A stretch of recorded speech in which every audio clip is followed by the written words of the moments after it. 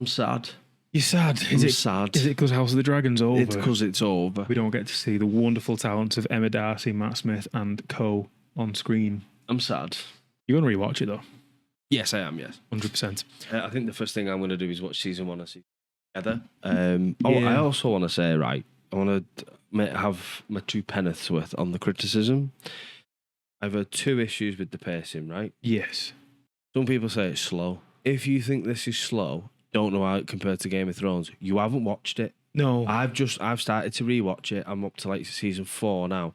If you thought this was slow, how did you cope with the first 3 seasons of Game of Thrones? Game of Thrones is all politics up until about season 5. Slow. Only person is a friend of mine who said it's not the fact that it's slow that bothers him. For him, it's slower the better, because it generally makes a better TV show in the long run. Yes, agreed. It's the fact that the pacing has been inconsistent. So it was like slow. Oh, they've got to rook rest. Big dragon fight. Everybody dies. Slow. And I get what he means. It is a little bit undulating at times. But then I was like, well, by the same token, if you want battles, I think when you compare rook's rest, you can't have it both ways. You can't. But Game of Thrones sometimes managed. So, for example, it was very slow leading up to the Battle of the Blackwater. Even when the Battle of the Blackwater was going on, you didn't get that much visual battle screen time. Part of that is budget, though, surely. Yeah, but House of the Dragon's got more budget than Game of Thrones ever had in its early series. No, I know, but I mean, part of the reason that the Battle of Blackwater looked the way it did is because they didn't have the money to do fucking ridiculous things. I think when you rewatch, it's better. Yeah. It is better. But we digress. We do digress. How do we open up the last episode? We are in a meeting with Tywin Lannister and the Triarchy. And I know Tom's corrected this in a previous one, but I got the Free Cities completely wrong. So I'll hold my hands up. It is Mia, Lys, and Tyrosh. And the reason I was so happy with it, I loved it, the Tyrosh, it wasn't as vibrant as the books. The Tyrosh finally has a coloured beard. They are famous for having vibrantly dyed facial hair and hair. Right, okay. We were sat there watching it going, that fella's got blue hair. That is book accurate. That's cool as fuck. The only other Tyroshi, to my knowledge, that was in the TV show that you know for a fact is Tyroshi is Dario Naharis. And in the books, he is his people. It's a cultural thing. He completely took that out of the show. Do you know what? I liked a bit of a digression again, but I liked Dario, but I don't like how he just got left behind. Yeah. He was forgotten about as a character, difficult. And the cast change was a bit of a nightmare. We'll do another video, I think, on some major book and show differences between Game of Thrones. I'll have to reread it. I'm rewatching it at the minute, then I'll reread it. One of the biggest things is there's a character that they call Fagon. That's like the fandom. And his name's Aegon, right? Yeah. And he is another Targaryen. What the rumour is, the baby that was laid at King Robert Baratheon's feet was the little girl, but not the little boy. Varys helped him get out of the city and left him with a guy called Old Griff, who's like an old Kingsguard. So he's arguably going to be a better ruler than Daenerys because he spent time being a fisherman. He spent time with common folk. Okay. She never did. She was always with the Magister Illyrio's of the world, she had... See, I've rewatched it now, so my names are coming back. Yeah. She always had that. But again, small digression. But yeah, the show did suffer because of that storyline missing. Yeah.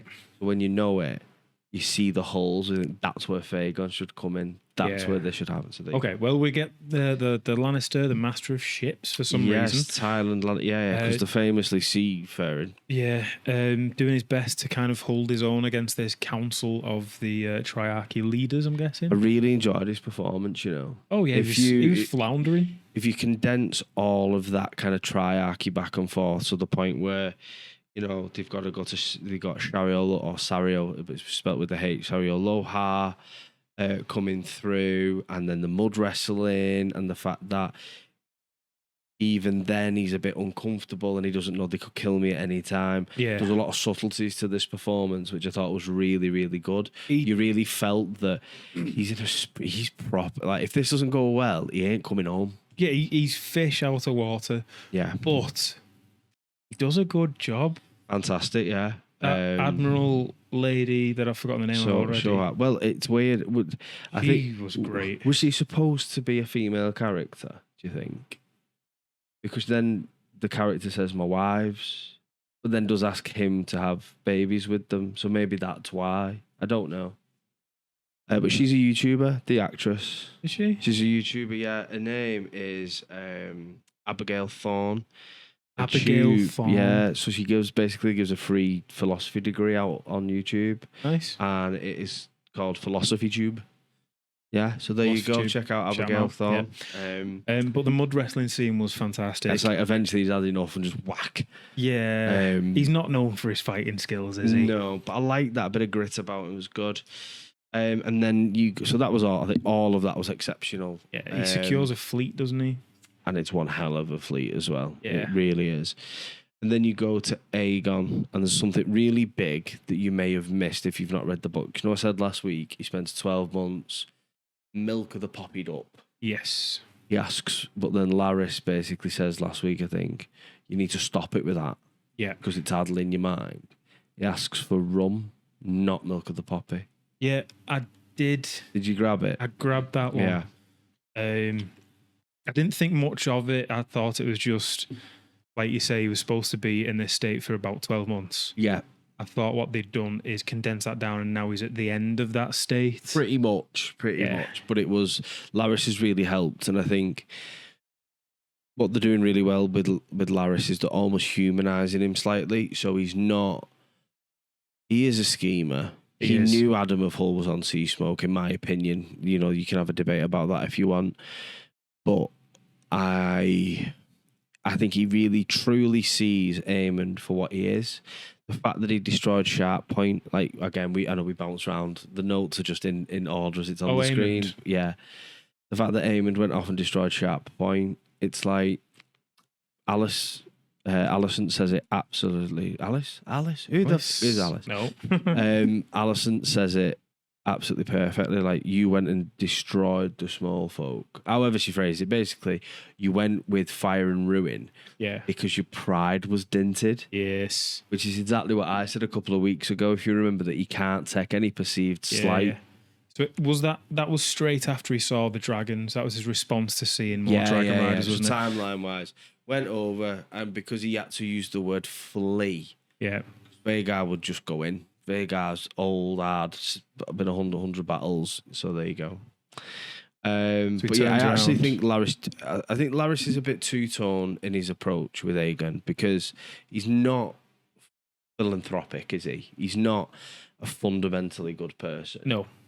But he does, I think, now find a kindred spirit almost in Aegon, and I think there is an element of the fact that now he's got mobility issues like Laris does. He does sort of feel like he should look after him, but also I think he realises I've put so much time into getting into your head, and I can't get into Aemond's. This is the horse I'm backing. Yeah, this is the only hand I've got. Yeah, it's like that scene which is like my cock popped like a sausage on a spit. I felt so sorry for him.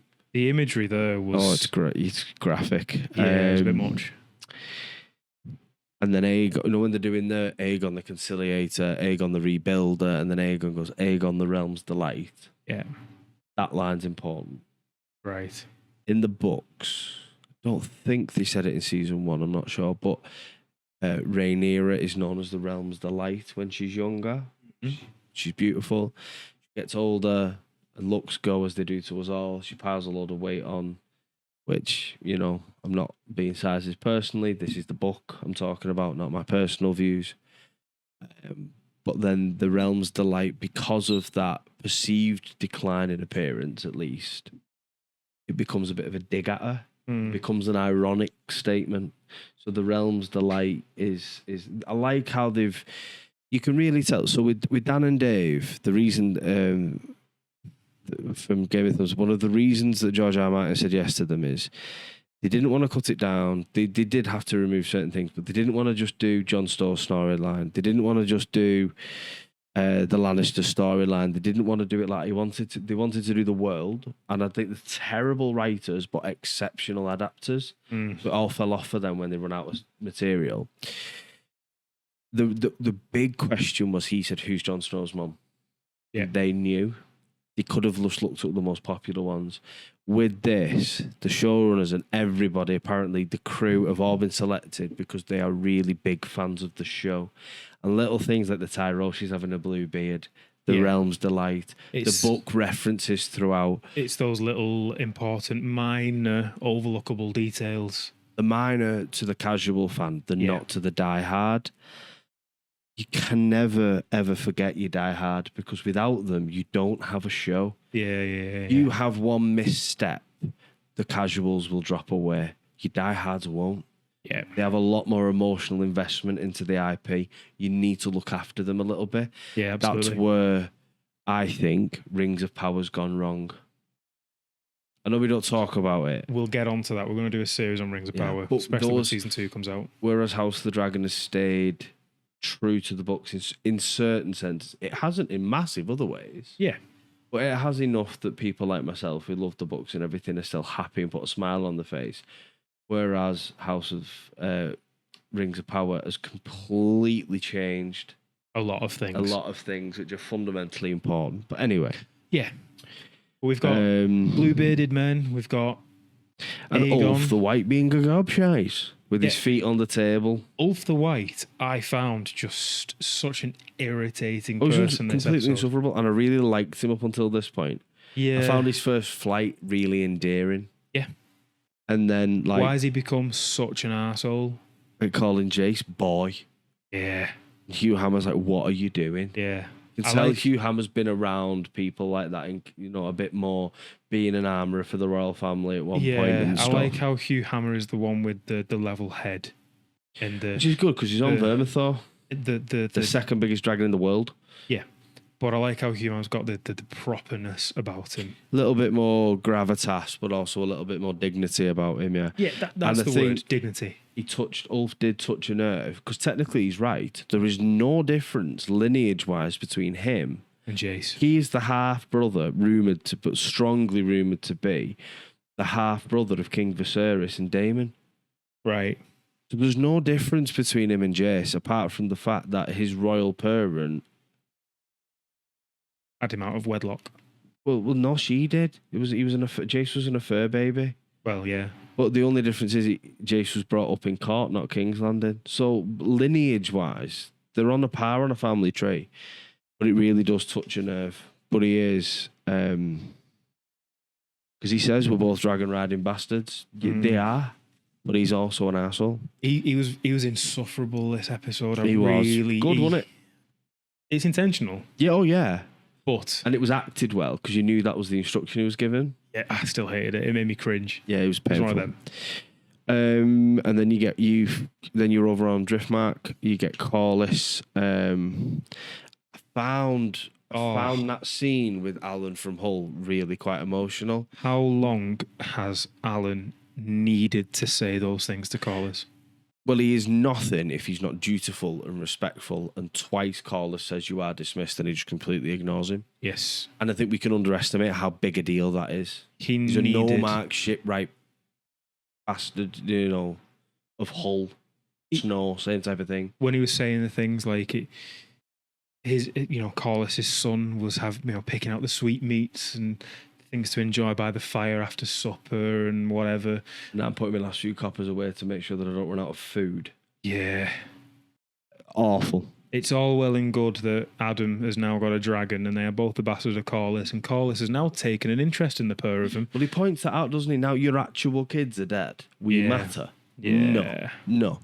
Don't think so. Don't need your help. I really respect him for that. Yeah, he said a lot of hard-hitting things in that scene, and it was a good scene. I like that. But it hit Corlys right.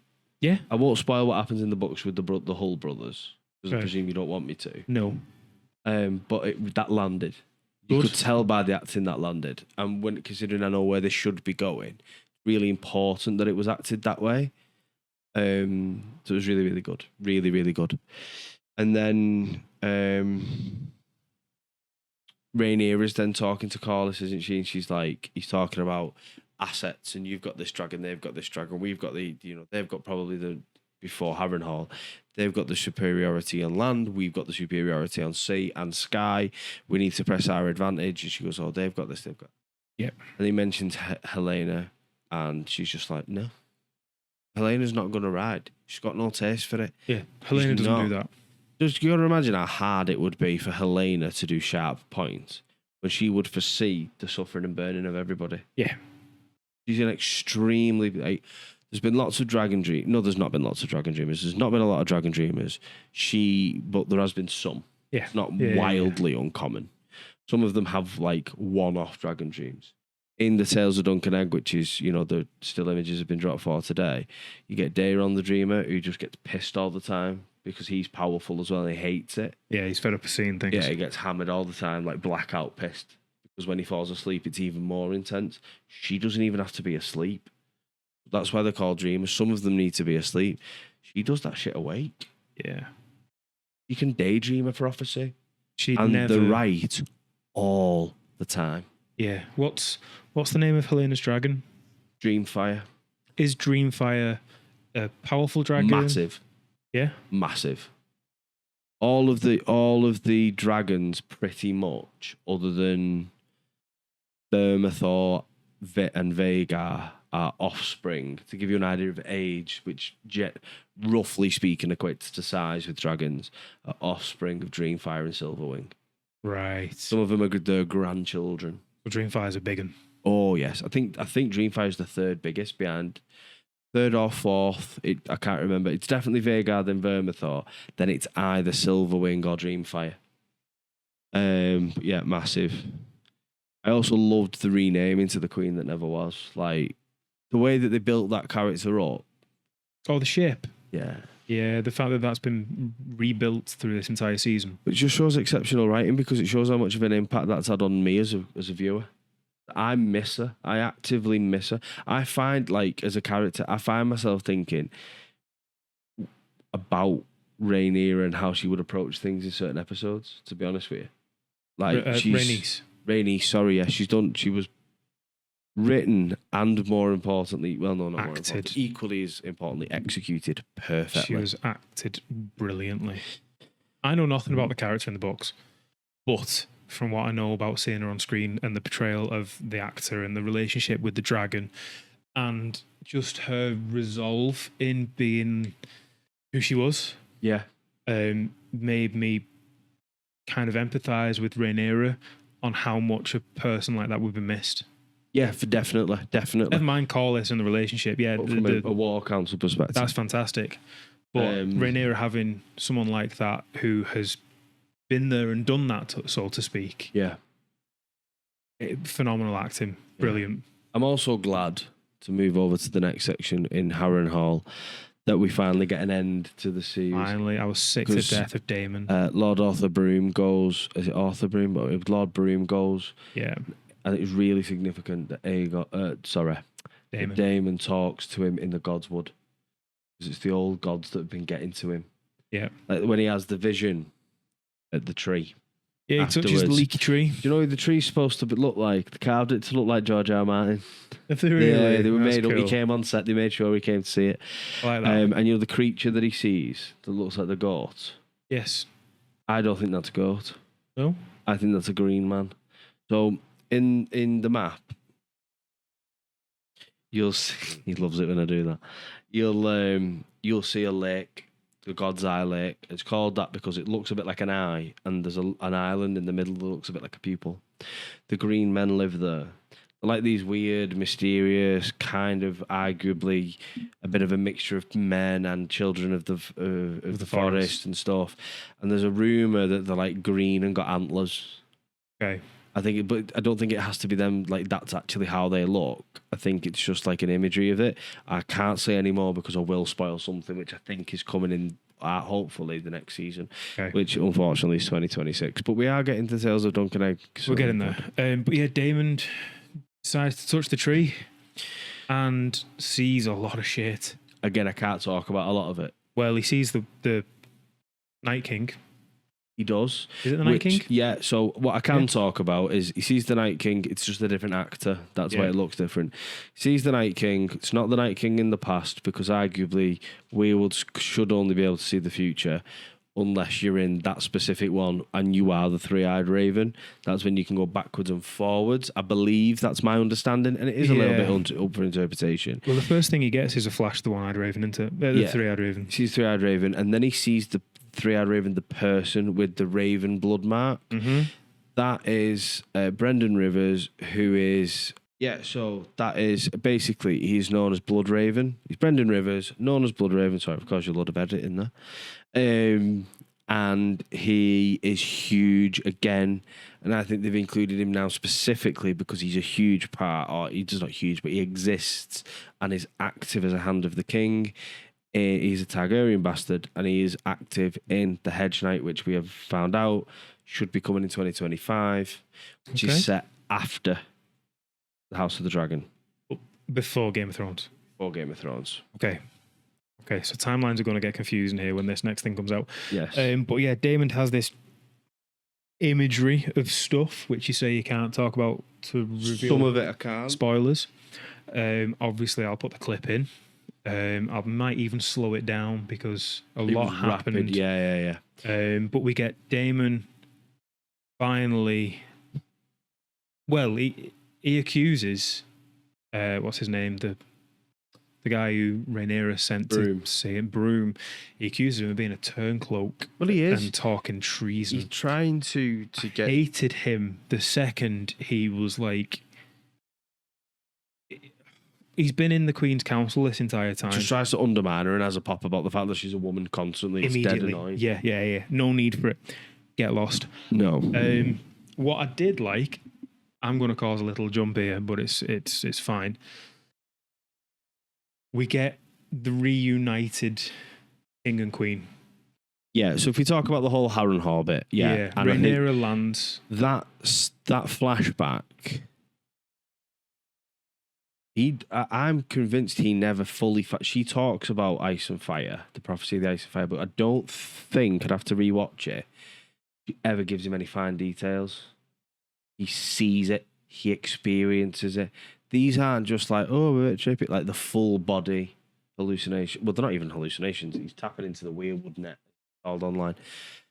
He sees it and realises all this shit is petty.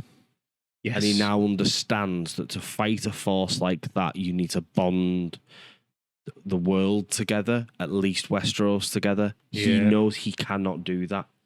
So it does take that humility, and I love that whole scene, but Broom did sneak off very quickly. Before that, I do like Rhaenyra landing and Lord Strong.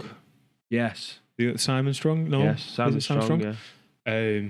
Essentially become the Castellan of Harrenhal because Loras is an arse. I like how he's gone from a bloke huddled by the fire with his sons to meeting the Queen and being supportive of the Queen. But he thought that Daemon was going to try and usurp her. Yeah, and then we get the reunited scene between them two.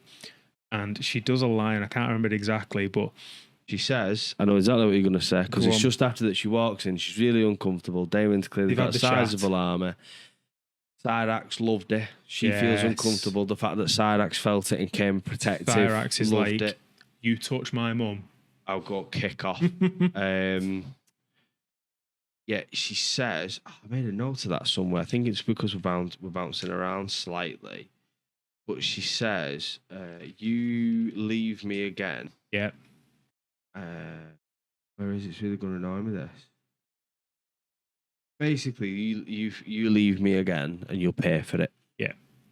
I want another word in now. You carry on. And then we get a lovely, wonderful scene of Daemon basically accepting it and healing, bending the knee. And then it takes a second, but everyone follows suit. And then we get, I've forgotten his name again, the one who's the turncloak. Broom. Lord Broom. I love the little detail of him shuffling off into the crowd. Oh, yeah. It was good. And he knows that he is dead if he sticks around. Yeah, because nobody noticed, did they? They were just like, it's fine. Like, we're all in it for Daemon. Rhaenyra doesn't know that he set out. No, it's not a Damon's clue. the one that knows that he said something, and Damon is the one that will remove his head. And I do think he will now. I think he's completely. Oh, he's dead. He's dead. Yeah. Yeah, but I do think Damon's now completely invested. I don't think he's done that by accident. Yeah.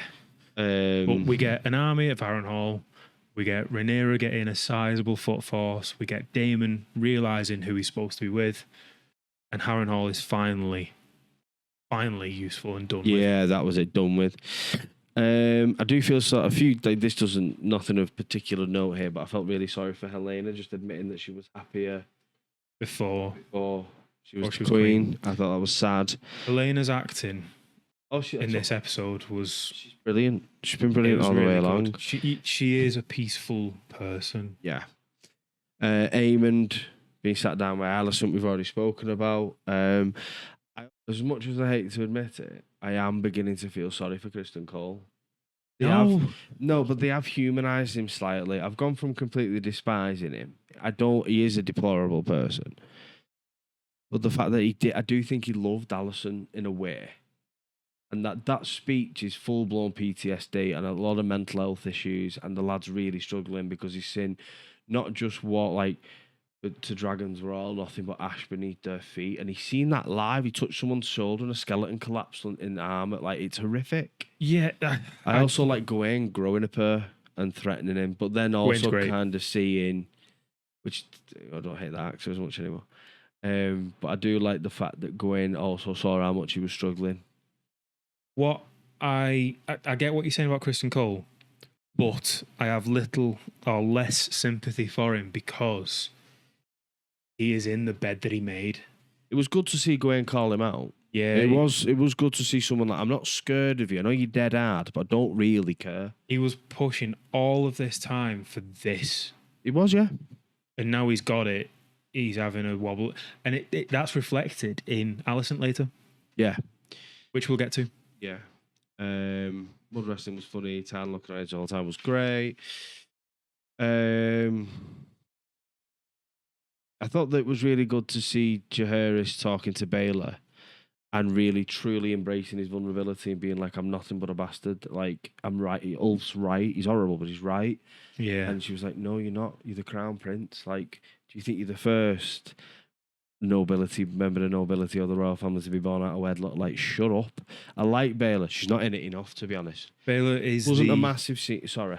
She's the logical chip on his shoulder. Yeah, but she's got a bit of feist in it. She's a dragon rider. You know yes. I mean? She knows what she's on about.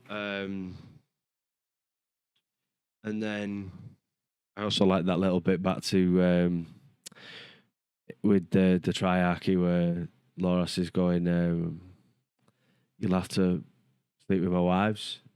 And he goes, how many wives? It's all about maths with the I like that bit. I hated Ulf White at dinner. Stop being a scruff. Oh, it did me. I did. Who? Ulf the White at the dinner scene. Oh, the dinner table. So, I know you've not had. I mean, chill out. Do you know what I wanted? I really want to punch him when Some more of these little birds. She was trying to make a toast and have a really interrupted her, didn't I? She's having a dignified moment with these people that she genuinely owes a lot to now. Knows nothing about. And his ignorance just goes, "We best make me a knight then." That's an arrogant shit. You could see as well that Jace wanted to deck him. And what I also liked about that very specific scene, Jace hated the fact that Adam of Hull was asked to go with his mum and not him. Yep. Subtle, but hated it. Hugh Hammer is the first person. He's big, he's hard, he's a blacksmith. We know he's solid. Like, imagine how much of a difference that is. The last time Hugh Hammer probably saw decent food, he was fighting people for a bag of carrots. He was. And he had all the dignity in the world. Yeah. And she now talks about killing innocents, and it just does not sit right with Hugh Hammer at all. Yeah. At all. He's very protective. You could see that dragon fire. Ulf ran off. He protected a woman behind a rock and was willing to die so that woman could escape. Oh, yeah. That's why Vermithor chose him. Bit of luck on that point. Yeah. But again, I won't go too much into it because that leads on to storylines later on. So, yeah, we've done all that bit. That's good because I liked Helena pulling up Aemond as well. being like, kill me, it won't change anything. She tells him how he's going to die, it won't change anything. Yeah. I don't care. We've talked about a lot of the Vision stuff, haven't we? And I really like to see with Damon and Rhaenyra, and there's an honest to God dynamic shift, because as he's been coming one way in terms of debauchery, he's been coming lesser and mellow, and she's been getting more and more. Yeah, she's rising. Yeah, I know that scene between Aemond and Helena was short, but it's one of the less than a handful of times now that he's been sat down. He doesn't like it. He'll go and kill loads of people because he's horrible. He probably will, but I mean, it's few and far between that people will stand up to him now. Yeah, and I like the fact that it's from Helena. Of all people, the most mild-mannered, sweet, loving, motherly figure of the Targaryens. Exactly. It'd be good to see the other brother, Daeron Targaryen, lives in Old Town. You know when you saw the Old Town army later on, that's him on his dragon. Oh, okay. I was wondering who that was. Is it called Taxis? Cobalt blue and bronze. If you slow it down, it is bright blue. Nice. Really rich cobalt colour. It's lovely. Yeah, so then I also made a note of I loved Sheep Stealer. Only very short. I loved the fact that she was gross. She's the way she's described in the book is a notably ugly mud brown dragon. Mate, I thought she was quite cute in, like, you know, the kind of way that looks like if those who haven't seen it, in a dog pool kind of way. Put a picture of dog pool in a scrappy, unloved dog at the rescue, the last one at the shelter. Yeah. But I also like the fact that Rhaena has fought harder than anybody else for the dragon. She wanted one. She's wanted one for ages. In the books, obviously, she doesn't get Sheep Stealer. She gets answer. Maybe I'm wrong. Do you know basically the baby that was at the Eyrie? Yeah, hers. She never really does anything with it. It's a baby. I think that's why to make a bit more of a point. Nettles is a foul-mouthed commoner that is the only person to not bond out with like a ritual. Yeah, she's bonded through just feeding Sheep Stealer. She was like, "Sounds you're all right. You keep giving us fat mutton." Well, I did really like Sheep Stealer's design, and the fact that is it Rhaenyra. The fact that Rhaenyra left nearly the Eyrie, died. Yeah, she just went off into the wilderness because she wanted this dragon.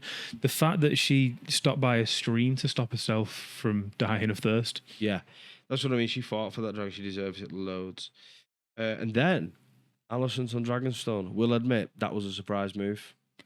Didn't see it coming. The scene itself annoyed me again a little bit. You know, okay, I'm going to point out a good thing then. Go on.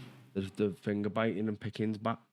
When she was little, yeah. When she was little, whenever she had to do something she wasn't comfortable with, like talk to Viserys and stuff, she'd pick a finger. She picked the skin on her hands. Yeah, she started doing it again. Yeah, it's just a good touch. It shows character development, but also rooted in her own trauma from a childhood. Yeah, and she pimped out by her dad. Well, when I say, well, yeah, she was.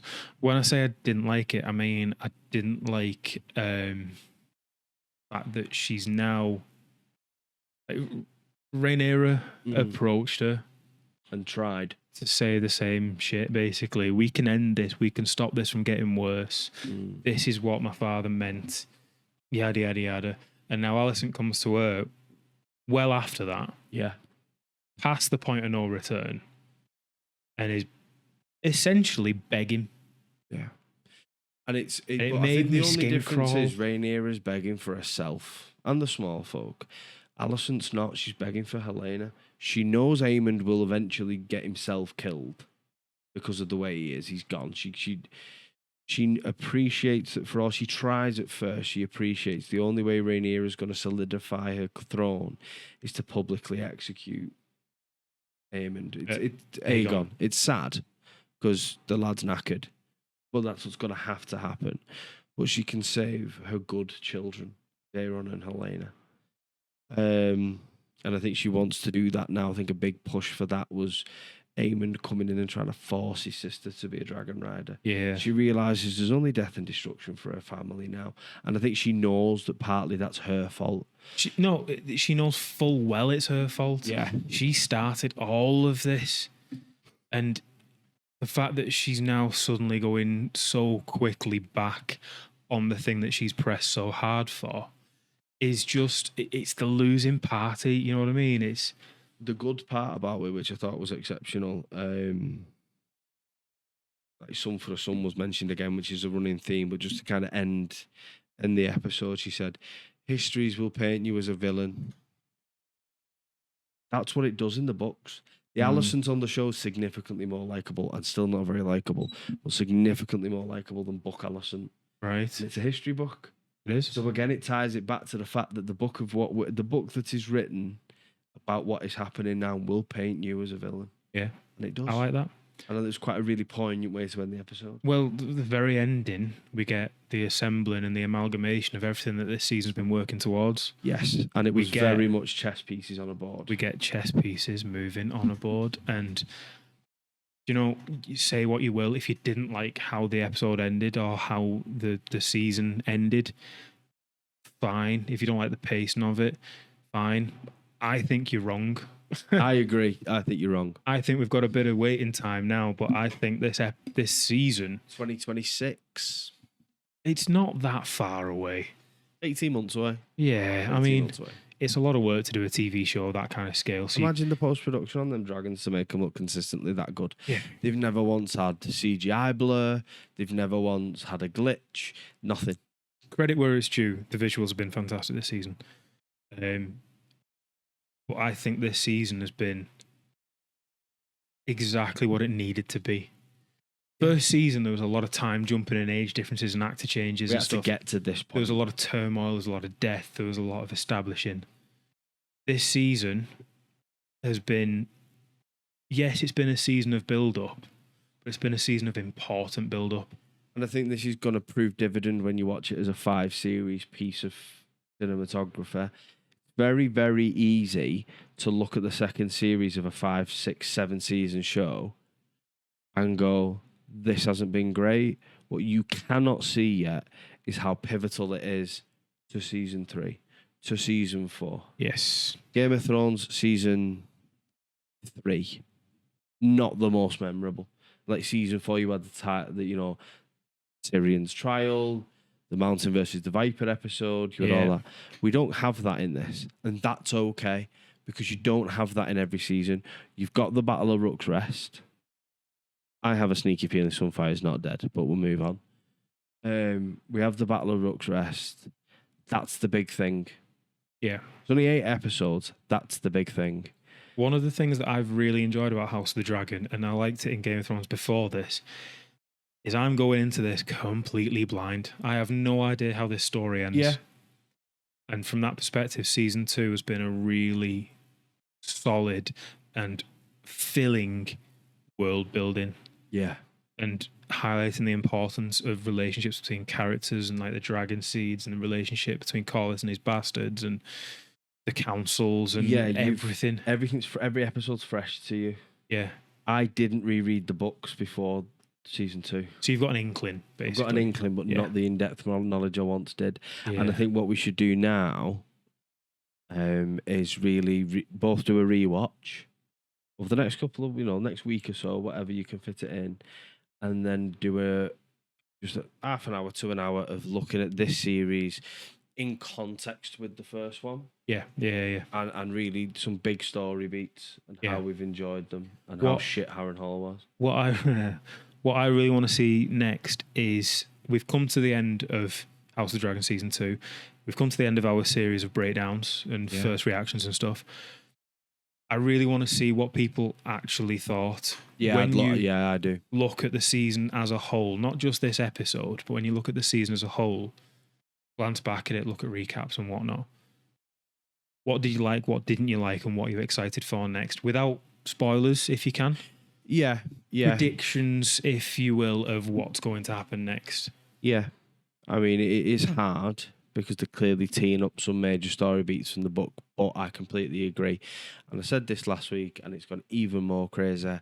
So anybody that's engaging with anything that we put out on YouTube, we can't, like, every day I'm texting him and he's texting me going, look at this, look at this, look at this at the stat. Like, we really, really enjoy it. So if you want to give us a subscribe, that would be amazing. And if you want to let us know in the comments below a few key things, how you felt about the series, any highlights, any low points, and what you're excited for next. Prediction wise, if you know what's going to happen, please keep it out of the comments. Yeah, please. I don't want to accidentally see spoilers that would ruin the entire thing for me. And I'd like to build a community where we're respectful of that. Yes. I mean, I could very easily do the same thing with you and others for The Last of Us Part 2. Yes.